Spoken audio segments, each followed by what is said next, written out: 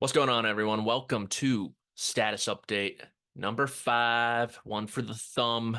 We've got a pretty decent show for you today. I hope we'll see how it goes.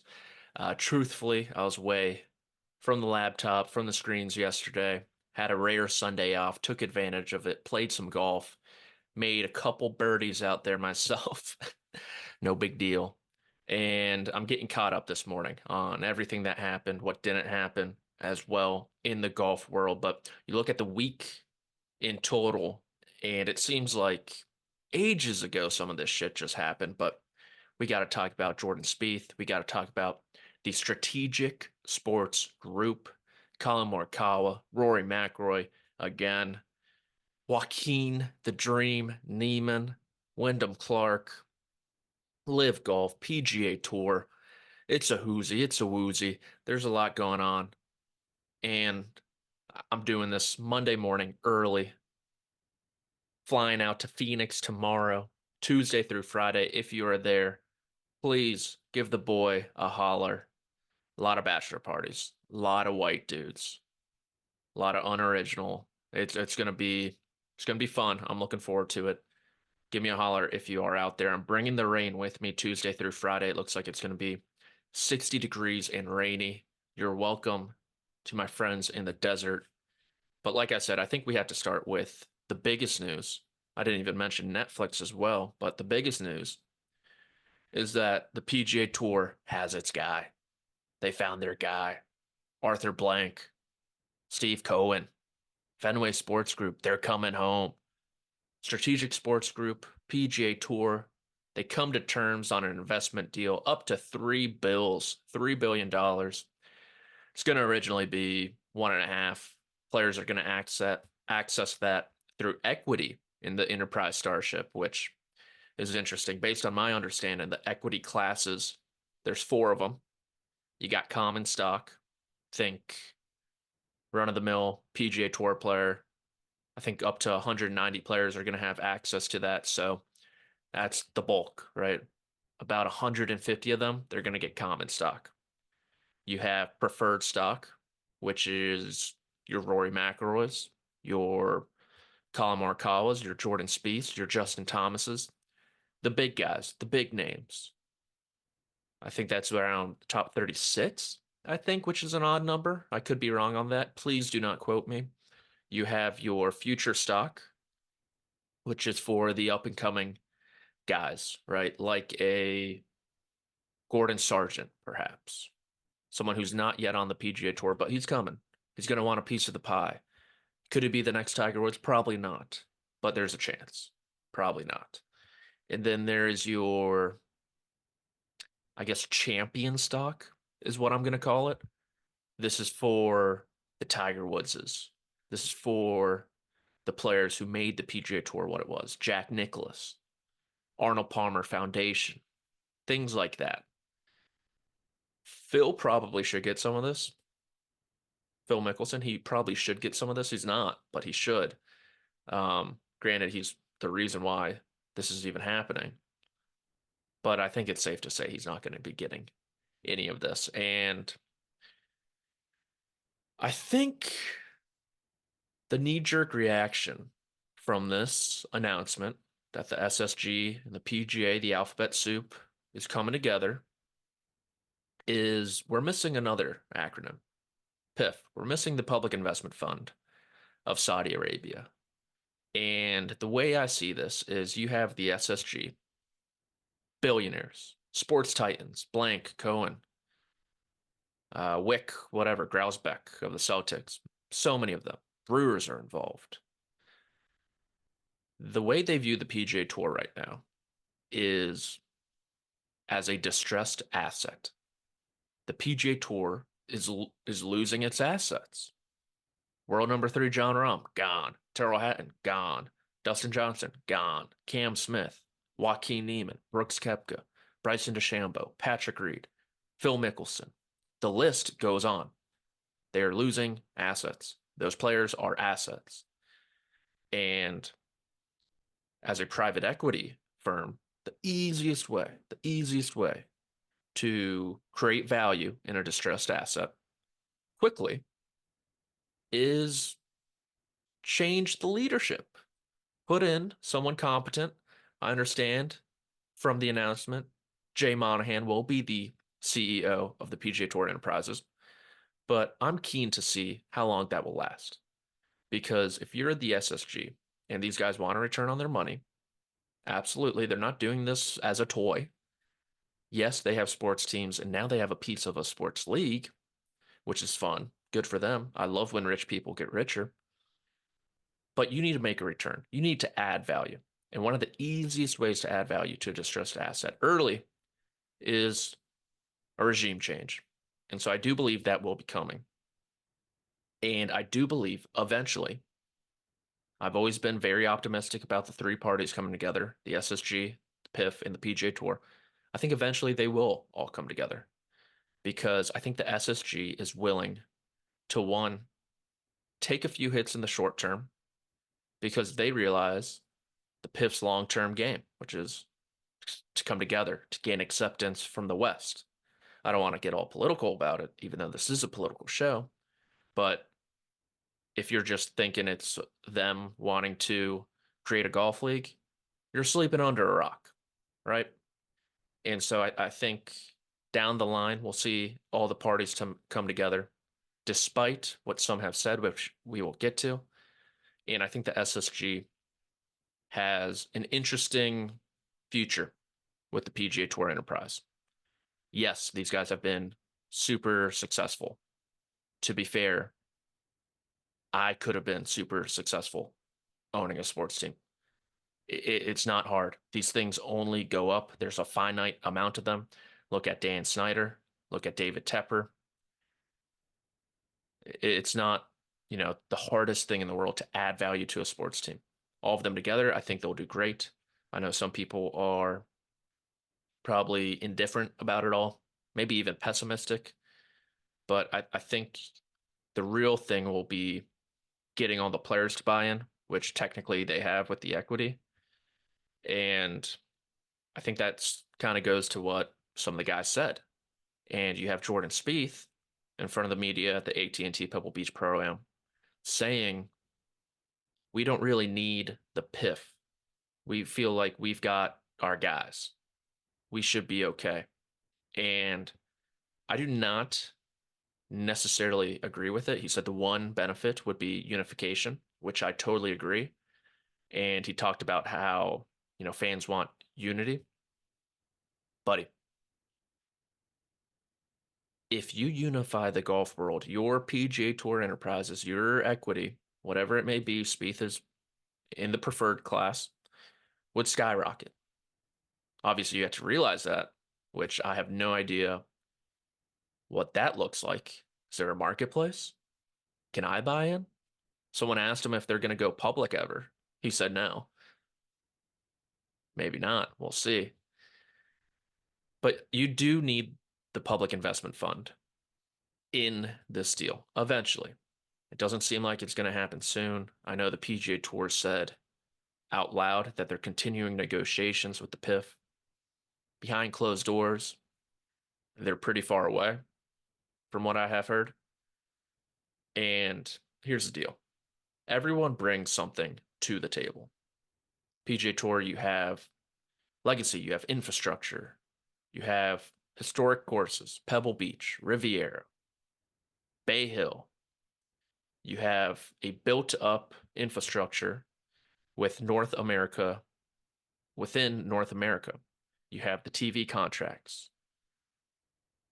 SSG is bringing the expertise. They're bringing in potentially NFL executives to run the show alongside Jay, maybe. And PIF, you're bringing cash and you're bringing a lot of good players, a lot of names people still want to see. And so, what this all looks like in 3 years, who knows? I was hoping they would somehow figure this out by the beginning of 2025. That's not going to happen. 26, maybe. I think hopefully by 27, the golf world is normalized. We have some shape of what the future is going to look like. a new golf world, global world, whatever you want to call it, Champions League, perhaps. But the PIF needs to be in the picture. And Jordan Spieth, to his credit, which everyone seems to be doing this these days, walked it back. He said, "Yeah, we do," with an exclusive with Sports Illustrated. And within that article, Rory McIlroy had a few words. He disagreed with Jordan Spieth. They disagree on if there needs to be punishments for players. If, I mean, who's to say LIV golfers even want to return? No one has asked that question. But there should be punishment for players who go from LIV back to the PGA Tour if a deal does get struck. Wouldn't punishment be the equity, the lack of equity?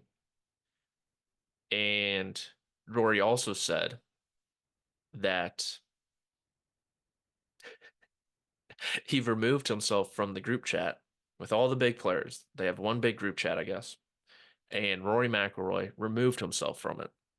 Mind you, this is the guy who removed himself from the PGA Tour policy board in the fall. This is a guy who, quote, wants to remove himself from the fray. Okay, so he removes himself from the group chat. And then he does the exclusive with Sports Illustrated. How does that make sense? How? And look, I applaud Rory McIlroy from the perspective of he says what's on his mind. For someone covering the game, not enough people do it. More and more are slowly doing it. But when Rory McIlroy is at the podium, whether you agree or not, whether you think he's a hypocrite or not, a flip-flopper, a walker backer, whatever you want to call him, he speaks his mind. And to that, I will always give him a pat on the back. That being said, you want to remove yourself from all the drama.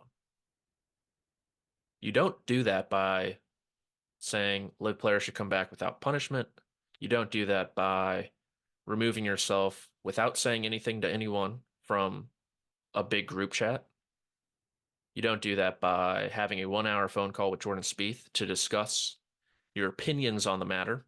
I thought you removed yourself. Mind you, this is Jordan Spieth, the guy who replaced you on the policy board. And you don't do that by having an exclusive with Sports Illustrated to talk about it all. There comes a point in time. I hope it never happens. But if I was Rory's publicist, which I assume he has one considering he's rolling in cash and equity, I would just tell him, dude, take it easy.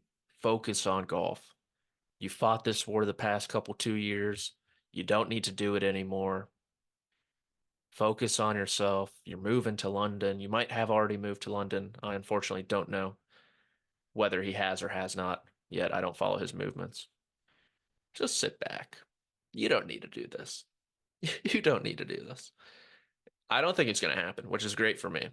But if I was in his camp, that is what I would be saying to him. Because while I've been critical of Rory, I've defended Rory. And now I just think he needs to zip it. So I might just be as bad with opinions, which is fair. To be fair, though, my job is more or less to complain about everything. His is not.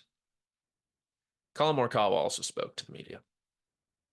And I think he had the most interesting remarks on the week. He talked about the fan experience. It's going to be huge, right? Everyone's writing about it. Everyone's talking about it. Everyone's making money. Jay's got a big increase in his salary. Players are getting equity. Jon Rahm's making $500 million. What have the fans gotten? They've gotten a divided product, no money, more commercials, a bad professional landscape for them to enjoy. And so the fans are fighting back, allegedly. And Colin Morikawa said, look, when I come off the golf course, I turn on the coverage. I see a couple golf shots and commercial, couple golf shots, commercial. It's tough to watch. People like to bet on golf. I'm paraphrasing him. They don't want to track that through ShotLink or Shot Tracker. They want to watch it. And I agree. I agree with everything he said. And then they asked Colin, who is a very measured individual. He knows how he is viewed by outsiders, fans, medias. He is aware of his image. Let's put it that way. I think people probably saw that in season one of Full Swing.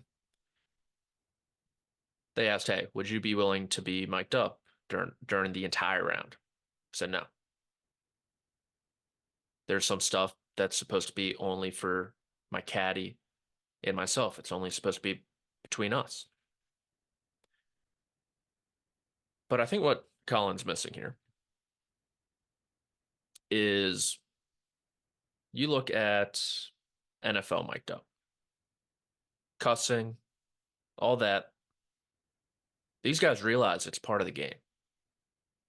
George Kittle isn't going to be laughing around Levi Stadium without cussing. He's not going to be talking shit to someone just because he's mic'd up. You have to have faith that the PGA Tour is going to put you in a position to succeed. And I think that's what he's missing. Not everything's going to be shown. They're going to edit stuff out. They're not going to show him when he's super angry or whatever it may be. And I think honestly, if more guys were mic'd up for the entire round, for a ranged session, for a practice round, whatever it is, they'd get more fans. I think that's what's lost on them. No one likes perfection. Perfection is boring. We want to see Colin Morikawa throw an F-bomb. We want to see him maybe get a little testy with his caddy. We want to see him be angry. The birdies are great. The iron shot's fantastic. We see those all the time. But this day and age in content, what people are yearning for the most is behind the scenes access. They want to know who's playing. They want to know the actual guy. They don't want to know their social media manager. They don't want to know the guy who's putting their reels together, their TikToks together, their sweet practice round montages with rap music behind them, which is perfect for professional golfers. They want to know the actual golfer. That's why YouTube golf is rising and rising and rising. And I think these players need to start realizing that. The players who show the most personality on the PGA Tour right now, Jordan Spieth, Justin Thomas, Rory McIlroy. The three most popular. It's not a coincidence. It is fairly easy to see why. Max Homa, I'd throw him in the top five as well. It is very easy to see why. You show a little personality, you show your true self, whether that's crying after a tournament like Max Homa did last year at the Genesis. Fans respond. They respond to authenticity. And I think that's a big thing moving forward for the PGA Tour is leaning into authenticity instead of all this manufactured, highly produced content. Because I don't think it's great. But we'll see.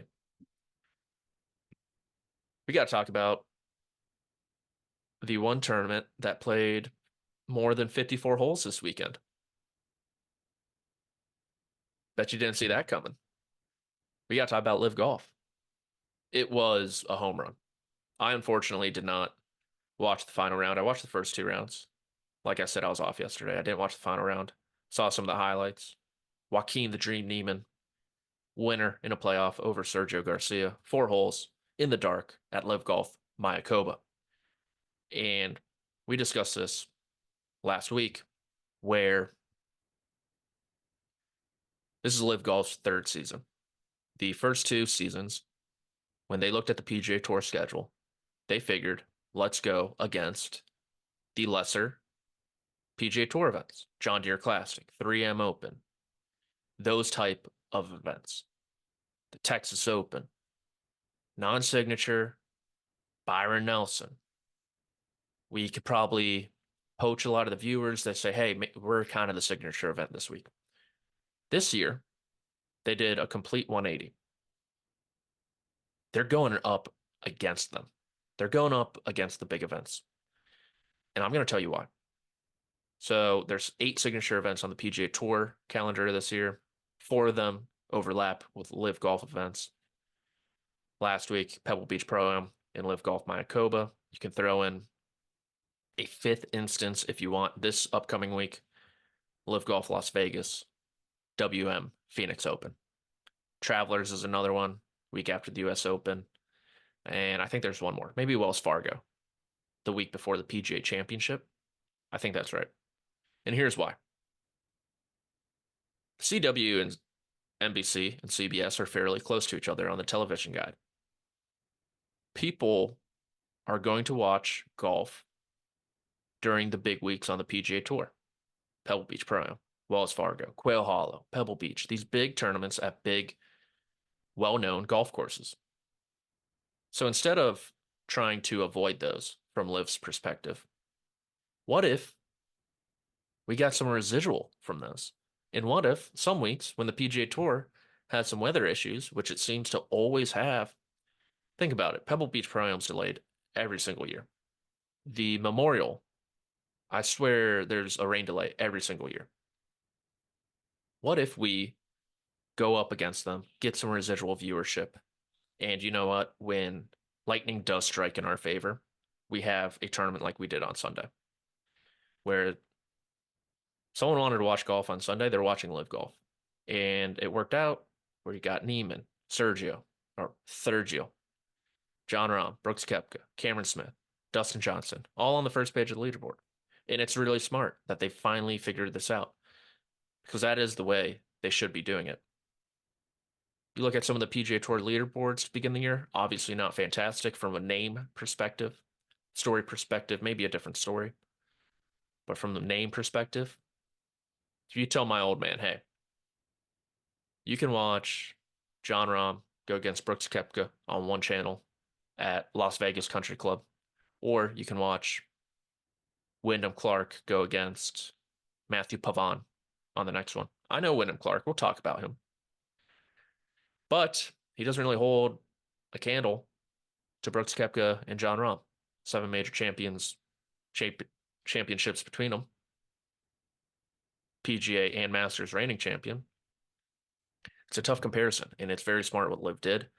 I think this week will be a success for them as well. LIV Golf Las Vegas, going Thursday through Saturday. The whole city's just going to be a buzz. People are going to want things to do. And so they can go to LIV where the tickets are cheaper relative to everything else going on in the city. And you get to see some of the best golfers in the world. As for Neiman, great win. You guys know I'm a huge fan of Joaquin Neiman. If you look at my CBS Sports bio, he's in it. He talked after of how he's not in any major championships. He's not in any. I think we can all agree Joaquin Neiman's a top 40 player in the world. Top 50 minimum. In top 50, you get into the PGA, you get into the Masters. US Open, he could qualify by his own. Unfortunately, he's like ranked 68th, maybe. He is in the Open. I want that thrown out there. Joaquin Neiman's in the Open by winning the Australian Open. So is Dean Burmeister, by the way. But it'll be interesting to see if the major governing bodies ever do create some sort of qualifying mechanism for LIV golfers. Finish inside the top 30 at the Tour Championship, you get something. They used to have an open category that if you just played for the Ryder Cup or the President's Cup team that year, you were in. They took it away. That's why Mito Pereira wasn't in the Open last year. And so they take and give these categories every year.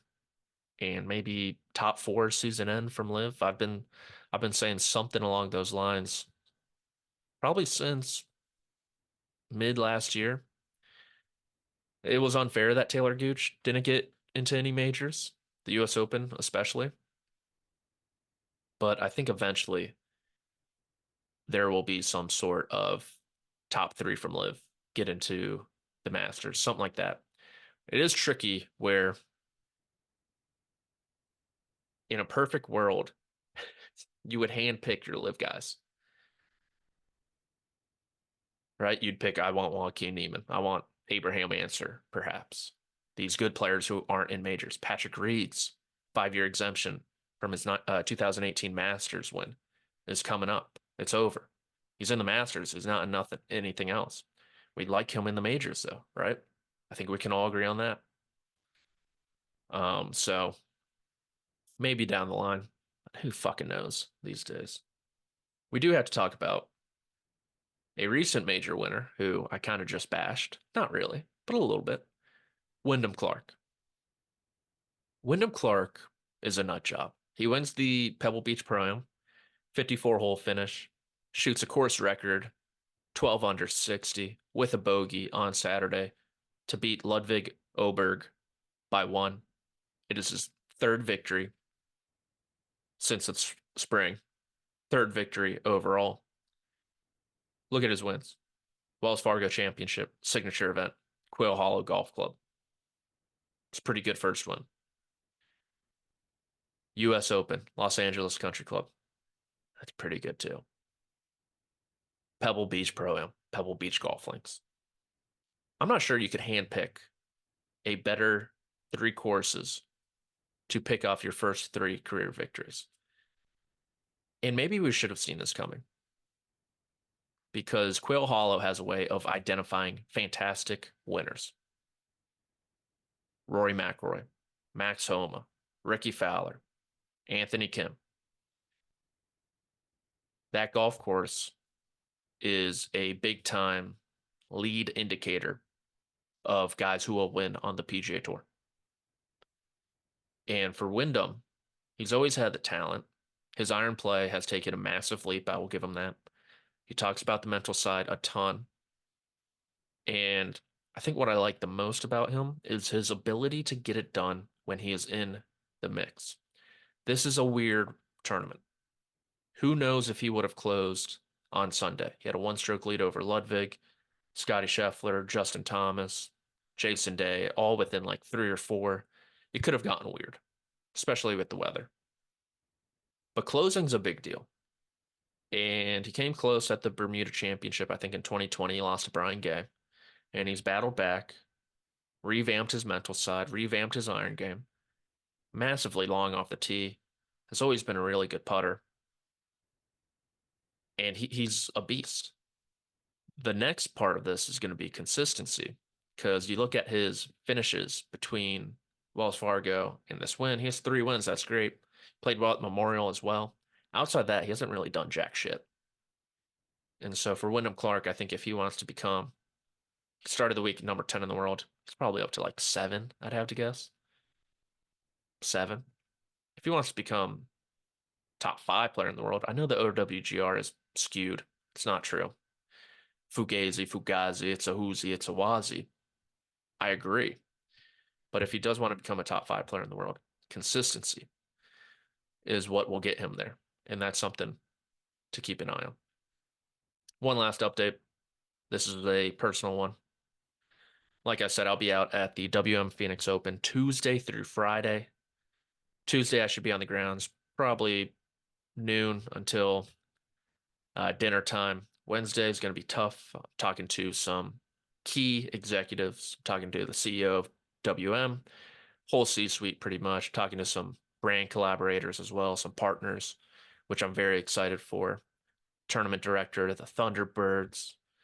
Gonna have a great time. I'll probably have an article out Friday about more or less why the WM Phoenix Open is so successful year after year, despite not having a signature label on it this time.